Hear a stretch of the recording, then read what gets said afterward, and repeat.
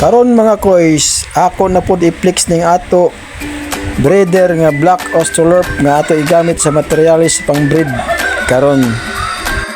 Mao ni ang ako roster na Black Australorp. So lantawa mga amigoy, macho kayo, guwapo, forma. So amo gyapon ni mga idara 6 to 7 months old ni mga koys. So gwapo po ng bayan ni mga koys. Nagnanan yung bata ni, dagko na po, mga 3 months old na. O partner kayo to mga koys. So kini sila nga mga manuka ni parehasa ni sa Rhode Island Red. Way pili nga pagkaon. So dali ang mabuhi ni. O dali ang kapadaghan kag mga piso ani. Kaya ang itlog ani, dasig po ang bayan mga itlog. Murag Rhode Island. Brown egg po din sila mga koys. Ang itlog, pwede pang table egg, pwede pang fertile, pwede pang pisa, pambaligyaan yung mga piso. So di ka magmahayan ni mga koys po.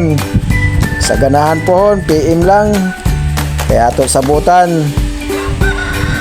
Kung muagi ni sa imong wall mga amigoy, please pakishare lang. Basi na ganahan, mamuhi og manok ra nga Rhode Island o Black Australorp, para makakita o makabisita sa atong page mga koys. Di alang ta dire sa Basay, poblasyon. Soroy lang dire mga koys, kaya ato sabutan.